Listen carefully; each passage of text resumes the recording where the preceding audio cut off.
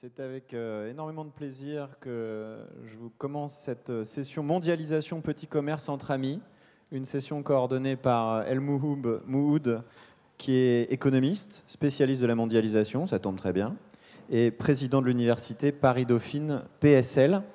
El Mouhoud va nous faire un petit point sur la situation, mais je vous présente d'abord aussi nos autres intervenants, tous exceptionnels. On a Joanna Hill, qui est directrice générale adjointe de l'Organisation mondiale du commerce et qui suit les échanges internationaux depuis plus de 25 ans. On a Fawzia Zen, qui est économiste principale à l'ERIA, Economic Research Institute for ASEAN and East Asia, qui est basée à Jakarta, en Indonésie. Et nous avons également Yann Lerich, qui est le directeur général de Getlink, une entreprise qui était connue sous le nom d'Eurotunnel auparavant et qui opère le tunnel sous la Manche, et qui donc a une expérience à nous raconter très intéressante sur l'arrivée de nouvelles frontières en Europe. Je laisse El Mouhoud démarrer cette discussion par un léger brief. Merci beaucoup.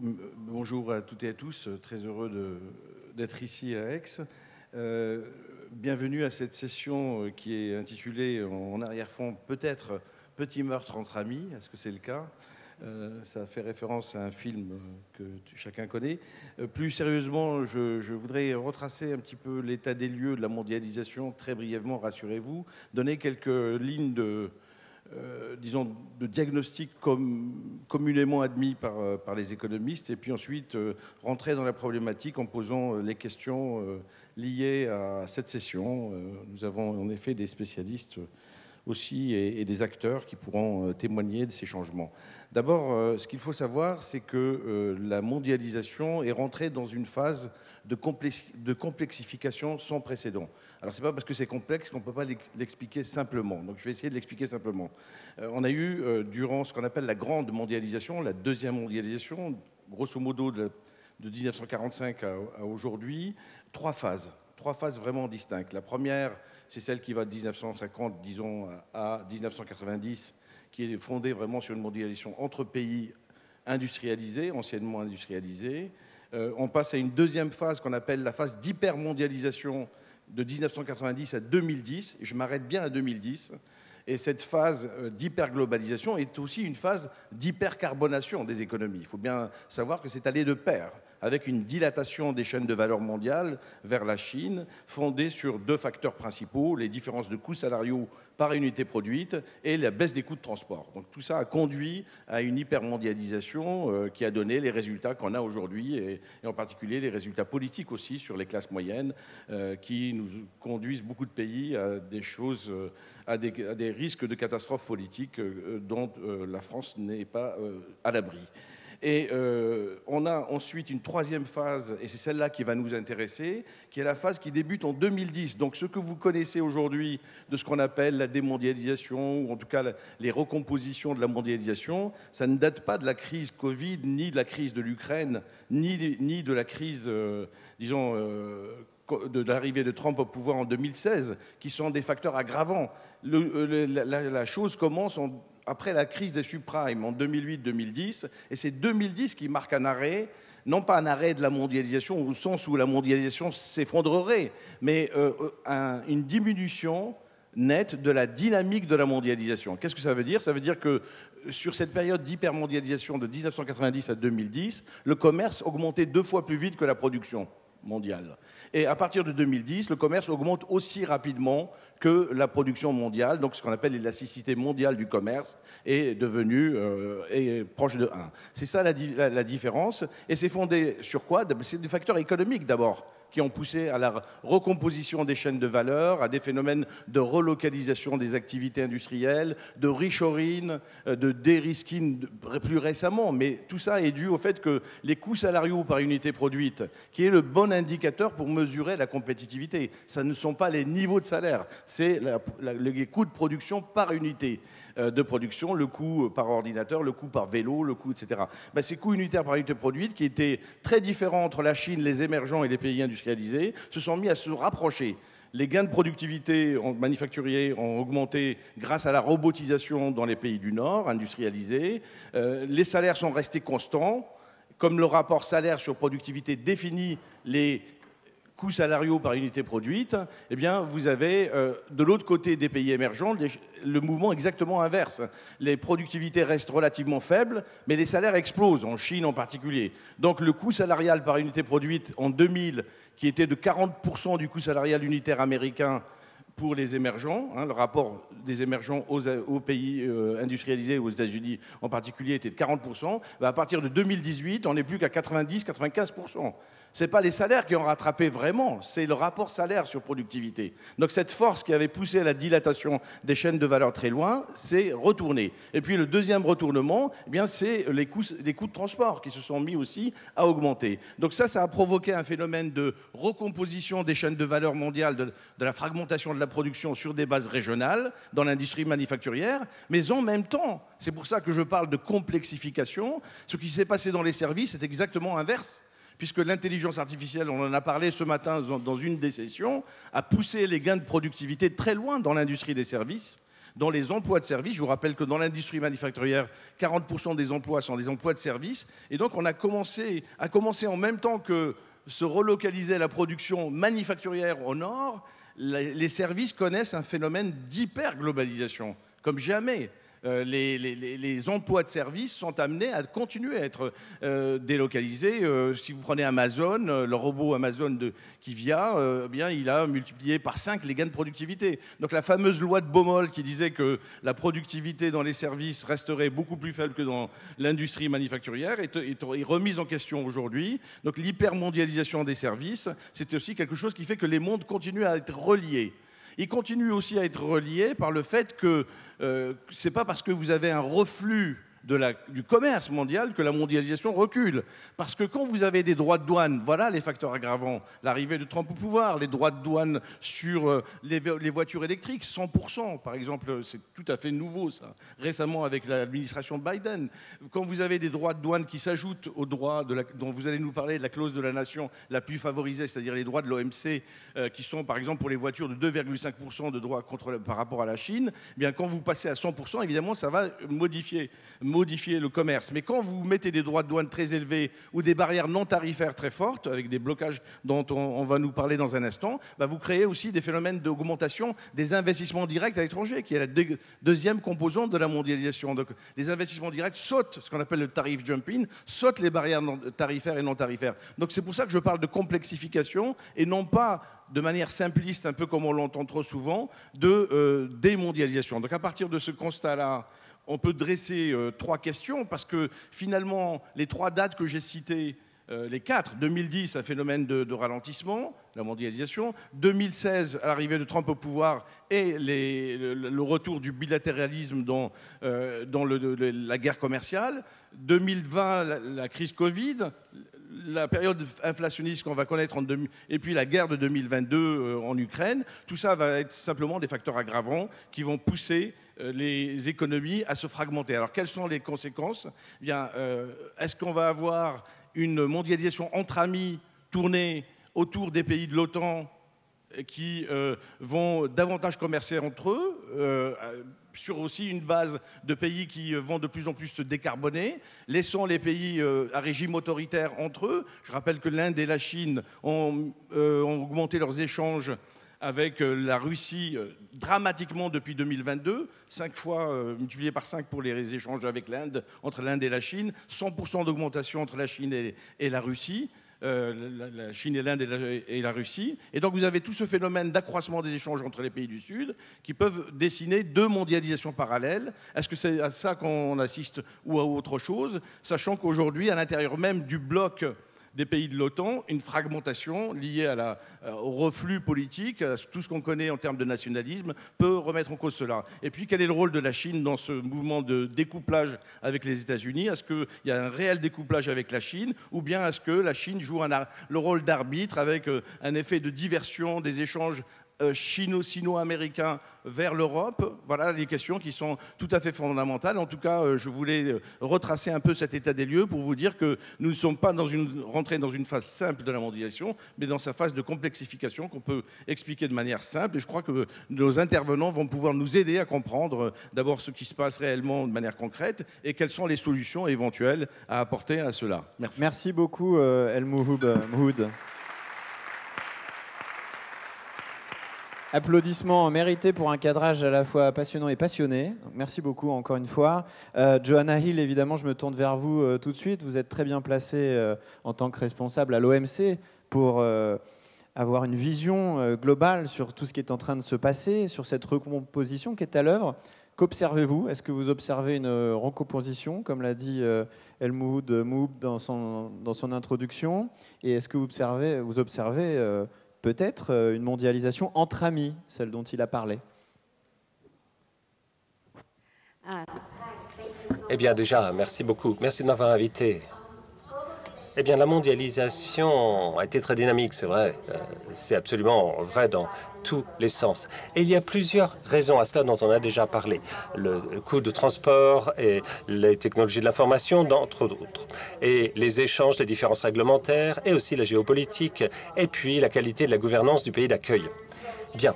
Cela veut dire que, oui, après la crise financière, ce que nous avons vu, c'est certaines tendances qui ont émergé, qui ont une incidence sur la vitesse de la mondialisation. Par exemple, la croissance des échanges a stagné quand on la compare à la croissance générale du PIB. Et ce que nous avons vu, c'est une augmentation aussi en restriction d'échanges unilatérales sur les importations et les exportations. Et aussi, à l'OMC, ce que nous avons, c'est une série de comités qui étudient ce genre de sujets. Et au Conseil des échanges et des biens, nous avons eu une augmentation par un facteur de 9 des préoccupations exprimées concernant les échanges mondiaux. Donc une augmentation concernant les problèmes soulevés par le comité des accès au marché. Voilà, les problèmes soulevés par les membres. Ce que nous avons vu également, c'est une forte augmentation de nouvelles stratégies industrielles par secteur et les stratégies y afférentes. Et les risques aussi. Et les risques d'effet de domino. Par exemple sur le financement, mais le danger, c'est qu'il y ait des incidences sur les plus petites économies dans le monde et les pays en voie de développement.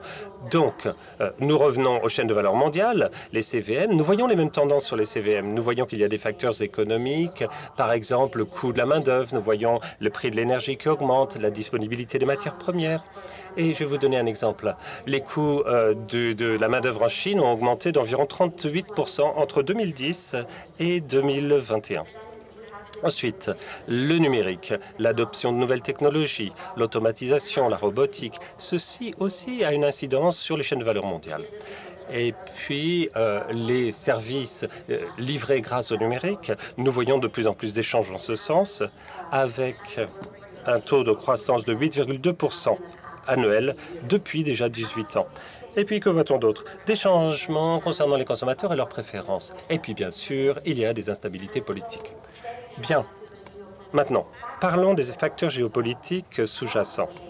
L'un des moteurs de ces changements sur les chaînes de valeur mondiales, c'est pour nous des pays qui, maintenant, ou plutôt, des entreprises sur la chaîne de valeur mondiale qui cherchent plus de résilience. Et le choc de la Covid et les autres chocs sur la chaîne de valeur mondiale récemment ont bien sûr pesé sur tout ceci. Donc, les entreprises de plus en plus cherchent des fournisseurs locaux, ils veulent des réseaux locaux et diversifier leur chaîne de valeur. Ce que nous avons vu également, c'est comment l'IA est utilisée plusieurs fins, et ceci pour mieux gérer les chaînes de valeur mondiales de façon plus efficace. Qu'est-ce qui va se passer bientôt? Parlons de l'avenir. Eh bien, je crois que les changements concernant ces chaînes de valeur mondiale et de la mondialisation vont continuer. Et tout ceci va s'accélérer, je pense. Mais tous ces changements ne seront pas obligatoirement néfastes. Nous voyons certaines occasions à saisir et à l'OMC, nous appelons ça la remondialisation. C'est une occasion d'inclure de nouveaux groupes différents et ceci au bénéfice de la mondialisation. Des groupes qui autrefois n'ont pas bénéficié de ces vagues dont vous nous avez parlé. Qui sont ces groupes? Plus de femmes. Nous travaillons de plus en plus au niveau de l'OMC pour inclure plus les femmes et ceci au bénéfice des échanges mondiaux. Les PME aussi devraient plus bénéficier, ainsi que la jeunesse, saisir toutes ces opportunités grâce aux échanges. Et les pays en développement devraient bénéficier aussi plus de ces nouveaux échanges. Donc si les CVM cherchent à saisir de nouvelles opportunités, comment se diversifier, eh bien, nous pensons que le monde en développement et d'autres groupes pourront saisir ces opportunités d'inclusion. Nous appelons ça la remondialisation. Yazen, nous aimerions entendre maintenant aussi votre son de cloche à vous sur cette recomposition de la mondialisation, une remondialisation, comme on dit donc à l'OMC. Est-ce que vous observez, vous, comme l'a observé dans son introduction Helmut Mood, une recomposition selon une logique de bloc, ce qu'il appelle la mondialisation entre amis, ou pas? Et quelles sont les conséquences de cette reconfiguration que vous observez également sur le terrain dans les échanges?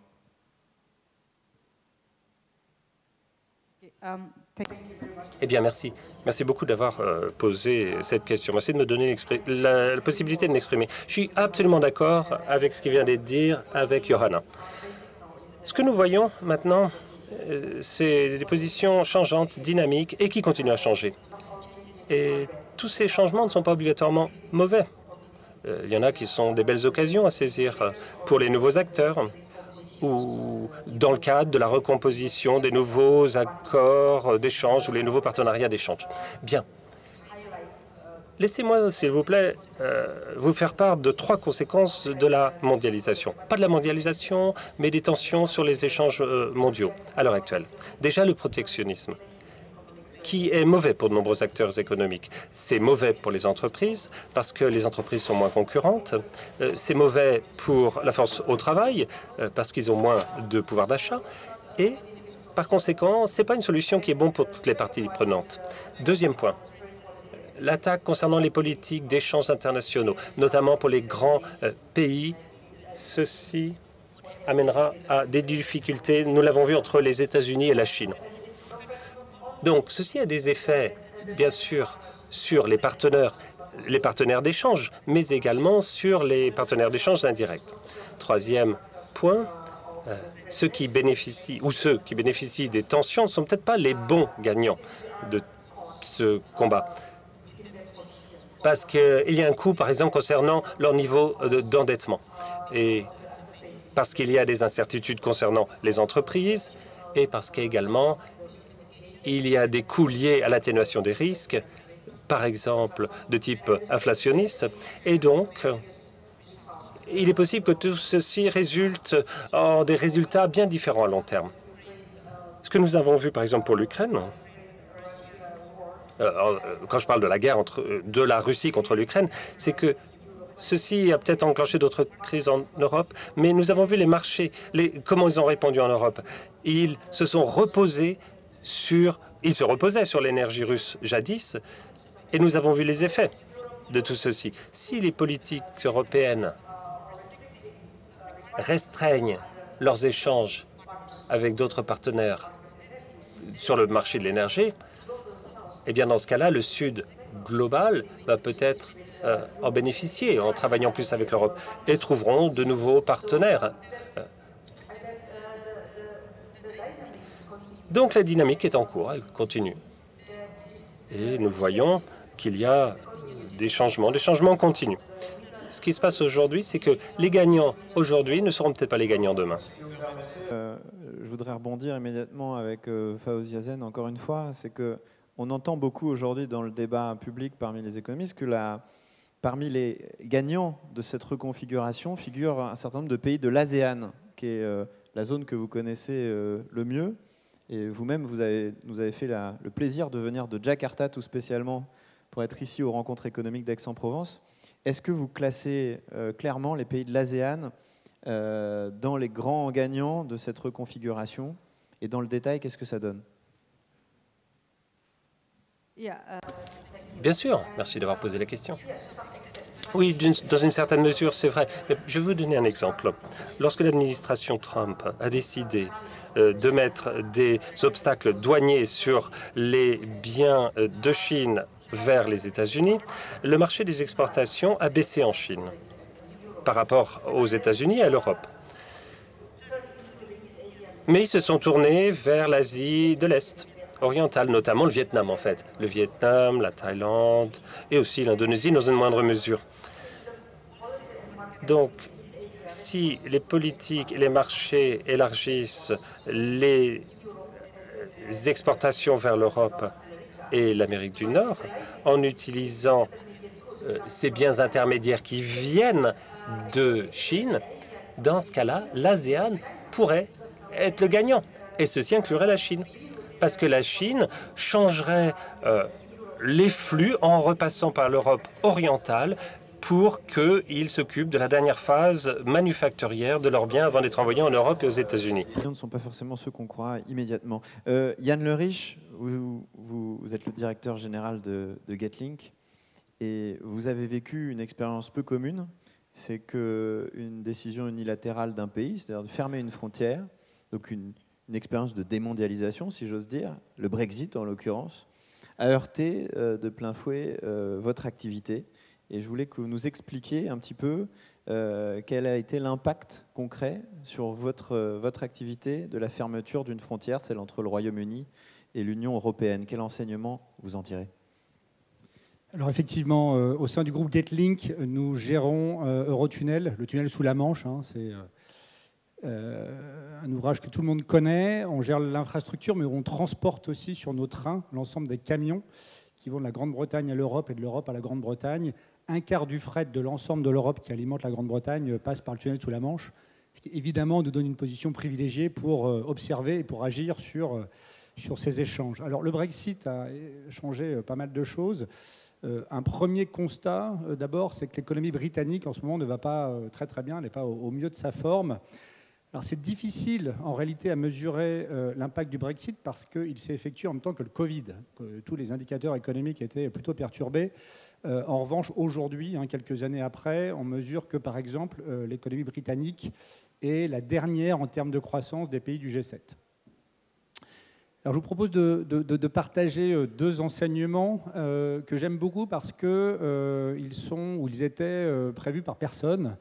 Et donc, il a fallu humblement comprendre ce qui se passait. Le premier enseignement, c'est que les barrières non tarifaires sont bien plus redoutables que les barrières tarifaires. Quand le Brexit a été annoncé, si vous vous souvenez, tout le monde a dit « Ah, le Brexit, c'est un soft Brexit ». Il y aura très très peu de produits qui seront soumis à des taxes ou bien à des quotas. Et c'est vrai, moins de 10% des échanges marchands physiques qui se font sont soumis à ces quotas, à ces taxes. En revanche, pour justifier du fait que les échanges ne sont pas soumis à ces taxes et à ces quotas, il faut remplir un certain nombre de formalités.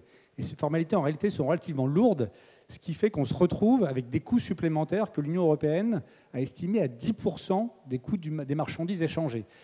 Et c'est ça qui, aujourd'hui, fait que les niveaux d'échange des biens ne sont pas revenus à ce qu'ils étaient avant le Brexit. On est toujours, 4 ans après, à environ moins 15%. Deuxième enseignement, c'est que celui qui sort, donc en l'occurrence la Grande-Bretagne, d'une union tarifaire, souffre plus que ceux qui restent. Des 15% que je viens de citer, de baisse des échanges en volume, en réalité c'est dissymétrique. L'Europe exporte plutôt 10% de moins vers la Grande-Bretagne et la Grande-Bretagne exporte vers l'Europe plutôt 20% de moins. D'accord ? Donc ce moins 15, c'est une moyenne entre moins 10 et moins 20. Et ça aussi, ça n'était pas anticipé.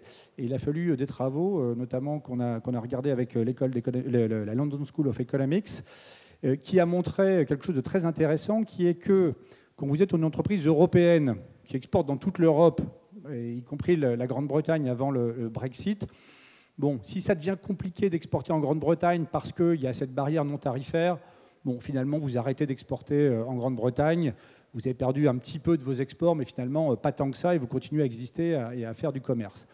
En revanche, si vous êtes une entreprise en Grande-Bretagne et que dans votre chaîne de valeur, dans les achats que vous faites, vous avez un fournisseur clé en Europe, eh bien, malgré les nouvelles barrières non tarifaires et tarifaires, s'il faut vous passer de ce fournisseur qui n'est plus compétitif, il faudra en trouver un autre ailleurs dans le monde. Et dans le monde, ça veut dire plus loin, et ça veut dire, pour que ce soit plus intéressant, avec des conditions douanières plus intéressantes que celles qu'on a encore aujourd'hui entre l'Europe et la Grande-Bretagne. Et ça, c'est extrêmement, extrêmement difficile. Et c'est pour ça que les entreprises en Grande-Bretagne ont continué massivement à continuer à s'alimenter en Europe. Et à nouveau, ce déséquilibre n'était pas attendu. Et il fait qu'aujourd'hui, alors la France a la chance d'avoir un solde commercial positif avec la Grande-Bretagne.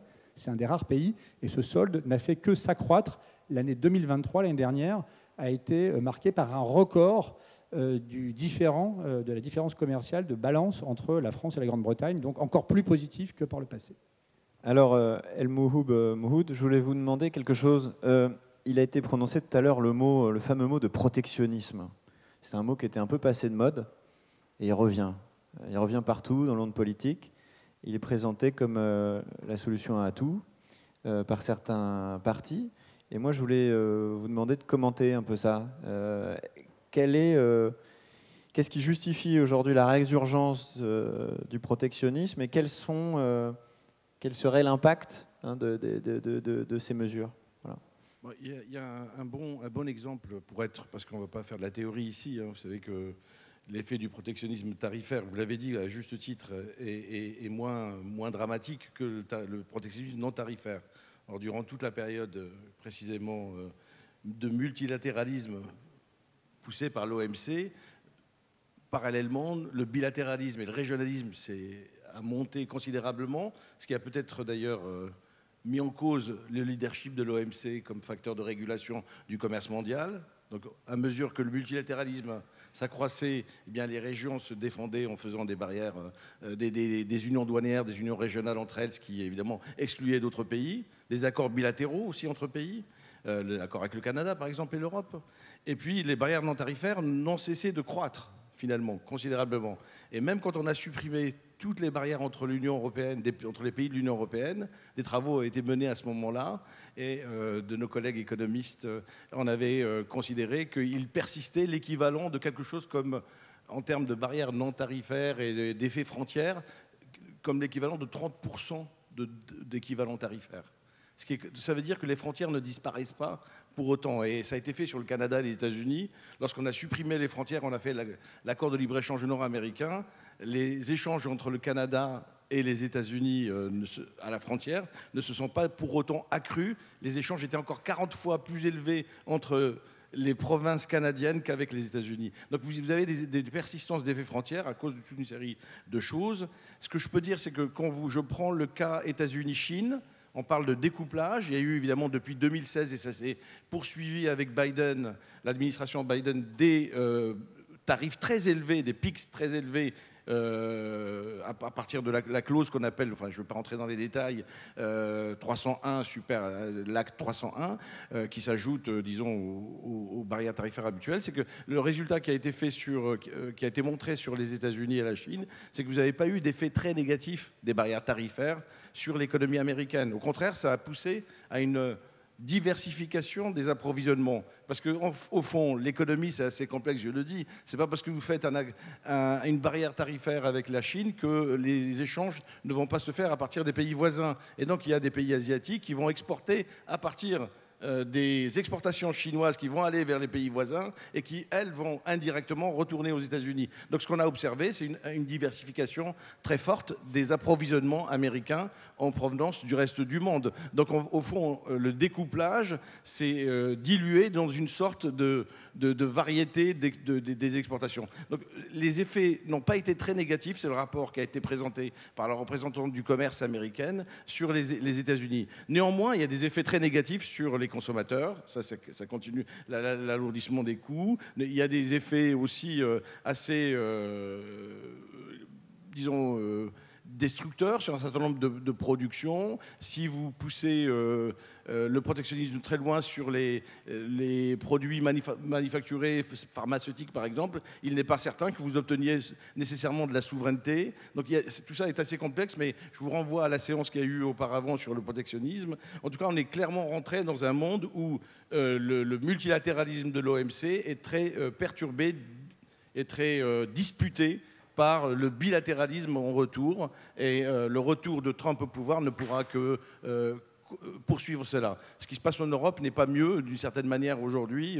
Si les nationalismes se mettaient également à prendre le pouvoir un peu partout en Europe, je ne suis pas sûr que la désintégration de l'Europe ne soit pas à l'ordre du jour non plus. Donc vous avez une situation géopolitique qui est très complexe, qui aggrave les effets dont j'ai parlé tout à l'heure, qui sont des effets objectifs finalement de la mondialisation. Et je suis bien d'accord avec le constat qui a été fait, c'est qu'on n'est pas dans un régime de déglobalisation complète, mais de reglobalisation sur différents terrains, différentes régions. Voilà. Je voulais que Joanna Hill peut-être réagisse à ce qui vient d'être dit, et puis peut-être aborder une autre question, qui est celle de cette hypermondialisation, finalement paradoxale, des services à laquelle on est en train d'assister, et qui, semble-t-il, est amplifié par l'essor de l'intelligence artificielle.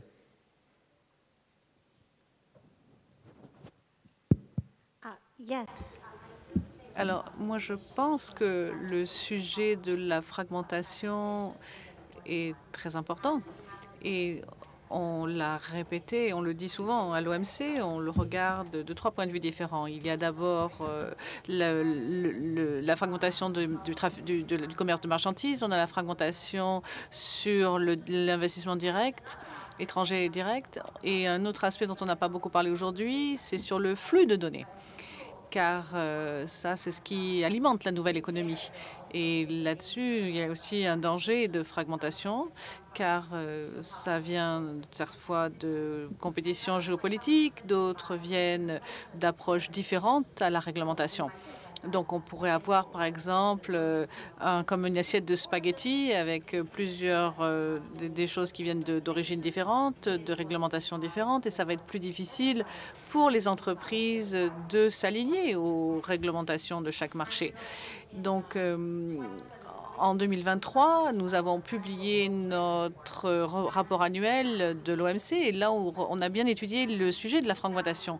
Nous avons établi que depuis environ depuis 2018, l'échange bilatéral entre la Chine et les États-Unis a augmenté plus lentement que le commerce que chacun des deux pays respectifs fait avec le reste du monde. Ensuite, on a plus d'influence géopolitique qui entre en jeu avec l'invasion russe de l'Ukraine, qui a évidemment exacerbé les divisions géopolitiques en 2 blocs. Donc, on a commencé à regarder ces blocs hypothétiques en voyant un petit peu comment les gens votent aux Nations Unies et voir comment ces blocs se sont échangés entre eux et comment le commerce est augmenté de 4 à 6% moins rapidement entre les 2 blocs qu'avec le commerce au sein de chaque bloc. Donc, c'est ça qui est le danger de la fragmentation, en fait, côté marchandises. Ensuite, si on regarde l'investissement étranger direct, les flux sont également alignés sur ces lignes géopolitiques, c'est-à-dire qu'il y a moins de flux d'investissement qui vont vers des pays qui sont des économies géopolitiques distantes. Et cette tendance est particulièrement prononcée s'exacerbe exactement entre 2018 et 2021 qu'elle était auparavant. La fragmentation de l'investissement direct affecte également les chaînes de valeur et la valeur des flux, évidemment, en aval.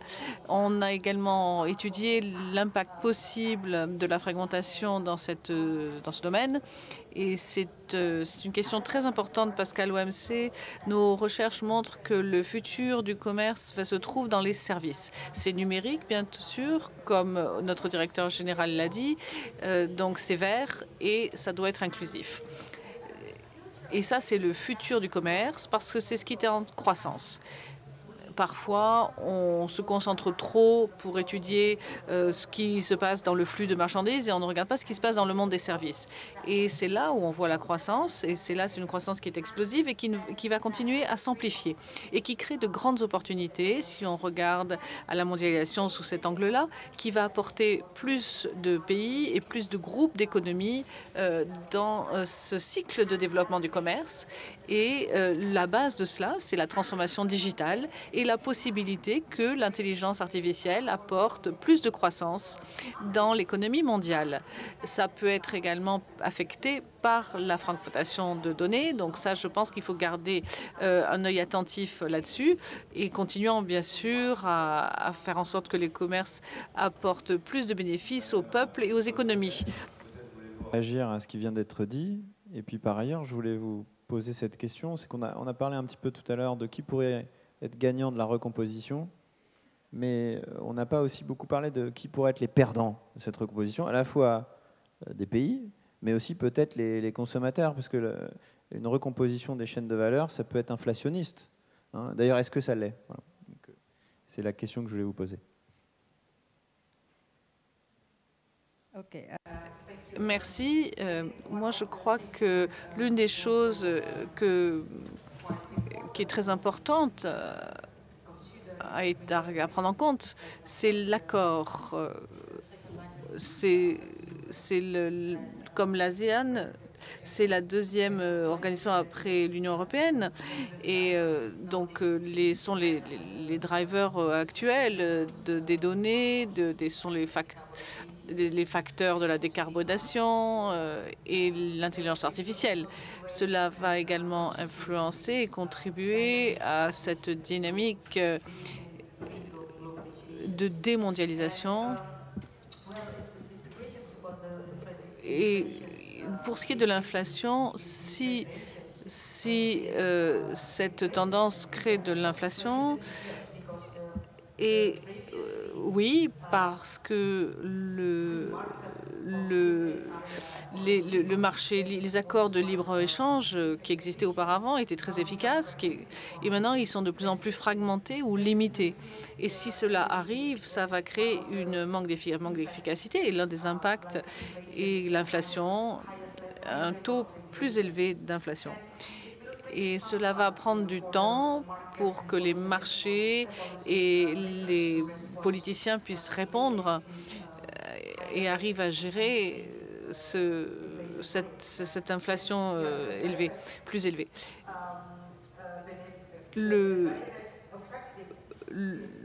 L'effet direct va évidemment se porter sur le consommateur.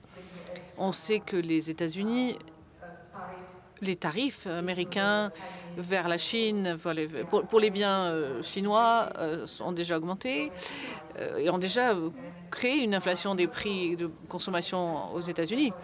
Par exemple, quand le gouvernement Obama a interdit ou a plutôt appliqué des tarifs très élevés sur les pneus qui viennent de Chine aux États-Unis, cela, à court terme, les États-Unis ont vu une augmentation du taux d'emploi chez les fabricants d'automobiles. Mais on a vu aussi une augmentation du prix des matières premières et qui a protégé les travailleurs. Mais ensuite, par contre, dans le secteur de la vente au détail, on a vu des pertes d'emplois. Donc, en fait, l'économie fonctionne par des liens de cause à effet d'une chose à une autre. On ne peut pas faire des choses et faire en sorte que personne ne soit perdant. Mais ce que je voudrais dire, c'est que il faut bien regarder les observations à moyen terme et à long terme. Cela pourrait créer des losers et des gagnants et des perdants différents. Donc, car il s'agit vraiment de ces changements continuels et comment ils vont affecter tout le monde. Et enfin, si on regarde les exportateurs mondiaux, la liste des exportateurs, les 10 plus grands exportateurs, ils sont liés les uns aux autres. Donc, comment peuvent-ils... ça ne peut pas être donc créer une situation où le gagnant emporte tout et le perdant perd tout. Évoquer les deux principaux enseignements que vous avez tirés du Brexit. Mais maintenant, je voudrais que vous nous expliquiez très concrètement l'impact que cette décision a eu sur votre activité et comment, au final, vous avez réussi aussi à en tirer avantage pour améliorer certains process, pour fluidifier certaines choses. Et comment une société confrontée à une décision unilatérale comme celle-ci, finalement, doit s'adapter, arrive à s'adapter. Alors je le disais, Brexit, barrières tarifaires et surtout non tarifaires, ça veut dire pour les importateurs, exportateurs, donc les entreprises concrètement qui veulent vendre dans un pays qui n'est pas le leur, des formalités nouvelles à faire. Alors on parle beaucoup de formalités douanières, mais en réalité il y en a toute une liste. Pour les produits sanitaires, il y a des processus spécifiques. Les produits phytosanitaires, il y a des formalités pour la sécurité, pour la sûreté. Quand la Grande-Bretagne sort de l'Europe, elle sort aussi des chambres de compensation pour la TVA. Donc là aussi, des formalités supplémentaires. Tout ça, ça fait beaucoup. Et donc évidemment, notre rôle a été de les aider. Donc première chose qu'on a faite, c'est de créer de nouveaux services. Et donc ça nous a amené d'ailleurs à croître, à nous lancer dans de nouvelles activités pour aider nos clients. Alors, plus important que ça, sans doute... Donc des activités de conseil, hein, précisément. De conseil pour passer et le fait de faire les formalités physiquement. Vous voulez exporter ce micro en Grande-Bretagne, on va vous expliquer tout ce qu'il faut faire et on va vous le faire dans un package global de services. Le micro sera transporté, mais en plus de ça, on permettra à ce qu'il puisse traverser la frontière en ayant respecté l'ensemble de la réglementation. Au-delà de tout ça, ces formalités qui peuvent paraître un peu théoriques, il faut revenir sur le terrain et voir ce que ça veut dire concrètement quand on passe la frontière. Et donc, on va s'imaginer un camion qui arrive dans le nord de la France, à Calais, qui va aller en Grande-Bretagne en traversant la Manche par le tunnel. Et donc, ce camion va arriver sur un de nos terminaux et le chauffeur devra avoir à côté de lui une liasse de papier avec toutes ces formalités, donc typiquement pour les formalités douanières, un papier par type de bien qu'il transporte, et sur ce papier, il y a un QR code, et chaque QR code devra être scanné, et il ne faut pas, évidemment, qu'il manque un papier ou qu'un café ait été renversé sur ce papier, parce que du coup, le QR code est plus lisible et la marchandise ne peut plus traverser, donc c'est tout le camion qui, éventuellement, peut être bloqué avec des biens qui sont périssables, donc on comprend bien la complication. Et puis, ce sont aussi des questions qui sont posées aux chauffeurs. Est-ce que vous avez rajouté des biens le long du chemin? Est-ce que vous transportez des produits dangereux, etc. Il y a toute une liste de procédures. Donc ça, on voit bien que dans les chaînes logistiques, ça ne marche pas bien. C'est-à-dire que, je leur dis, s'il manque un papier ou si les formalités ne sont pas bonnes, ça bloque tout. Et donc, évidemment, pour les échanges en flux tendu, ça ne fonctionne pas. Donc là, ce qu'on a fait, nous, c'est qu'on a digitalisé tout ce process. On a une ambition très très claire, c'est de créer la frontière la plus intelligente du monde entre la Grande-Bretagne et le reste de l'Europe, avec du digital. Maintenant, comment ça se passe pour la plupart de nos clients? Nous récupérons en amont l'ensemble de leurs papiers, on les vérifie, donc il y a une partie de conseil pour pas qu'il en manque ou qu'il soit mal fait. Et quand le camion arrive à la frontière, c'est nous qui reconnaissons la plaque et qui envoyons directement par des API, donc par des canaux digitaux automatiques, ces informations sur les serveurs de la douane britannique et de la douane française. Et là, je tiens à souligner d'ailleurs la qualité de la relation qu'on a avec les autorités. On ne pensait jamais au départ être capable d'interagir directement avec les serveurs douaniers, mais ça a été possible. Et on a même un engagement des deux autorités, des deux côtés, des deux pays, de l'Europe et de la Grande-Bretagne, pour que durant la traversée, donc c'est un camion 35 minutes sur un de nos trains, que durant ces 35 minutes, les autorités des deux côtés nous disent « Bon, moi, avec les documents que j'ai reçus à l'entrée du tunnel, je pense que tout va bien » ou au contraire, je veux faire à l'arrivée un contrôle documentaire approfondi ou un contrôle physique. Et nous, on notifie ça au chauffeur qui ira s'arrêter pour un contrôle ou au contraire continuer son chemin. Donc effectivement, cette simplification, cette digitalisation, cette frontière intelligente, ça a été la réponse parce que, je le redis, au-delà de tous les grands concepts économiques, il y a une réalité du terrain qui est très très forte, qu'il y a des gens, des camionneurs, des transporteurs qui amènent d'un pays à l'autre les biens et que ça change complètement les chaînes logistiques des entreprises qui utilisent ces moyens de transport. Merci beaucoup. Peut-être un mot de conclusion du professeur Helmut Mood sur cette discussion. Et peut-être l'occasion de revenir sur finalement la place de l'Europe, parce qu'on n'en a pas beaucoup parlé dans cette reconfiguration. Merci. Je ne vais pas vraiment conclure, mais dire dans la suite de ce qui a été dit par les trois intervenants qu'au fond, il ne faut pas être victime de l'artefact de ce que représente le protectionnisme tarifaire, et d'ailleurs même non tarifaire, parce que ce qui se déroule en réalité depuis les 15 dernières années, c'est des subventions. C'est le retour massif des subventions. Vous avez vu ce qui se passe aux États-Unis avec l'IRA. C'est des milliards, d'accord, de milliers de milliards de dollars. En Europe, c'est un peu moins parce qu'on n'arrive pas à agréger ça. La Chine finance énormément cette industrie. Donc quand vous regardez une courbe et vous regardez les barrières tarifaires et non tarifaires, elles sont toutes en bas et vous avez tout en haut les subventions. Donc la vraie guerre commerciale, d'une certaine manière, elle se déroule sur le terrain pré-compétitif, financement de la recherche, ou industriel. Ça, c'est vraiment l'enjeu considérable pour les années à venir.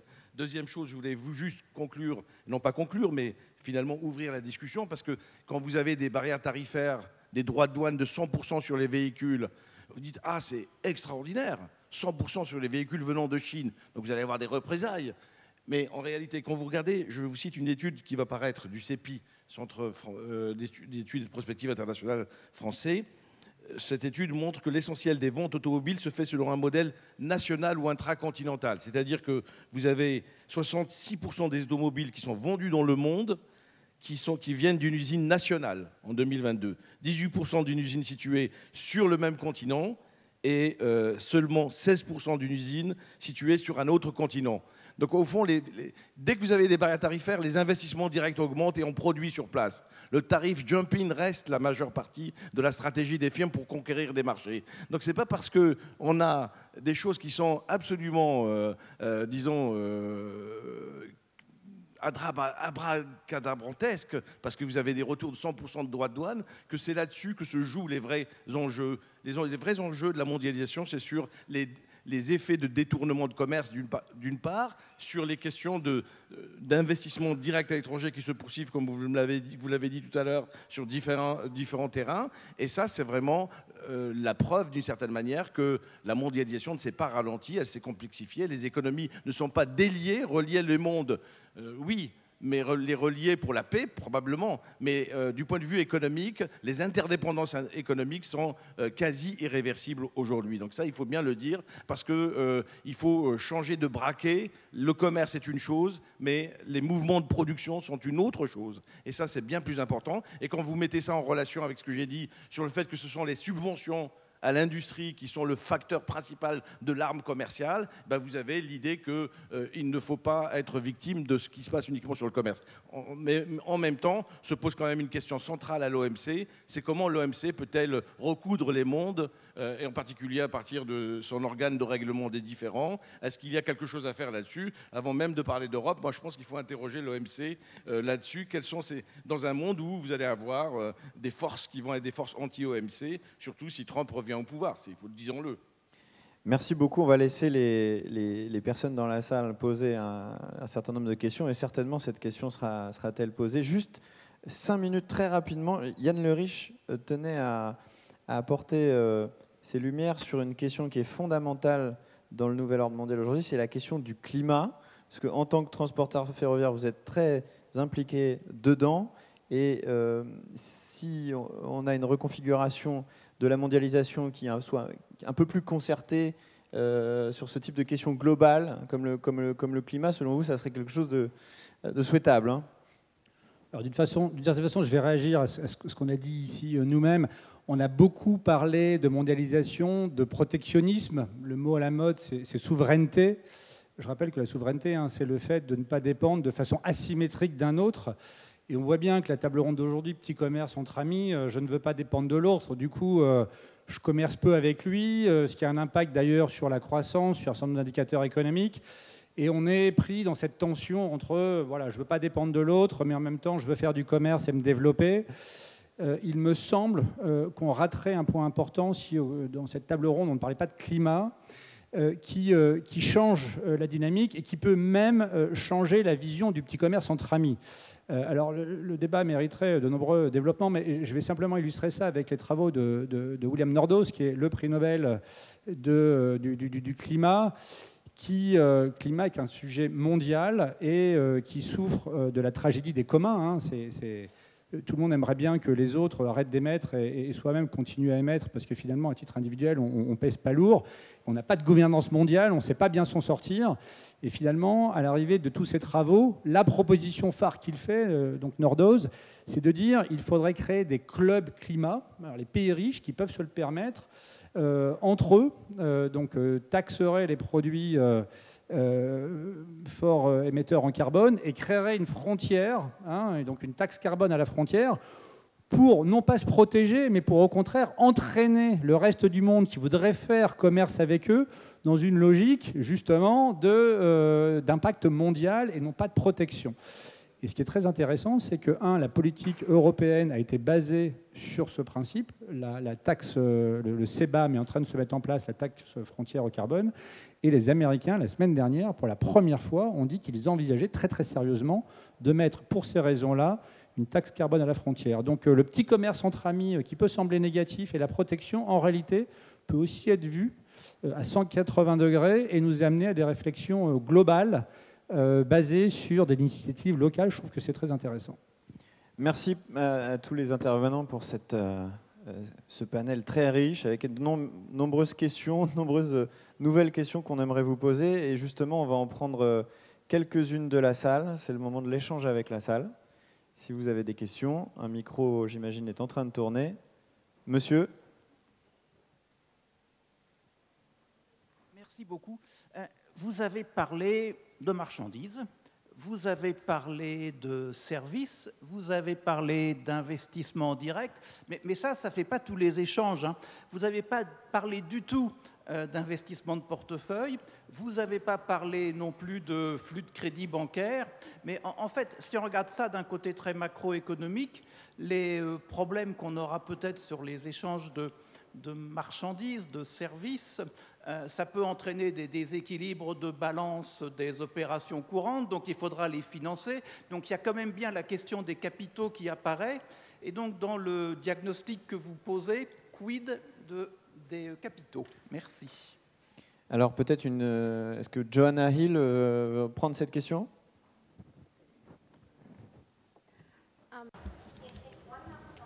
Dans l'un des travaux qu'on fait à l'OMC, c'est essayer de travailler sur un mandat de cohérence avec les institutions financières, le FMI, la Banque mondiale. Et pendant nos conversations régulières, on a remarqué que les flux de capitaux sont tombés dans le cas, sont tombés vers le monde en développement. Pour l'OMC, les 3/4 de nos membres, ce qu'ils font, par exemple, c'est qu'ils travaillent sur un accord de facilitation d'investissement, ce qui est un accord qui en fait vise à arrêter de la paperasse et aider à faire du business dans des pays en développement avec plus de transparence, lutter contre la corruption, développer des bases de données locales. Et donc cette prise de conscience est là du point de vue de l'OMC. Certains des travaux qui ont été faits sur ce mandat de cohérence, la finance du commerce, c'est exactement quelque chose sur lequel on a investi. On voit bien sûr qu'il y a un manque de financement commercial, surtout pour le monde en développement. Et il faut en faire davantage dans ce domaine par ce groupe d'institutions. Juste pour dire qu'en effet, le sujet, c'est le commerce de marchandises et éventuellement de services.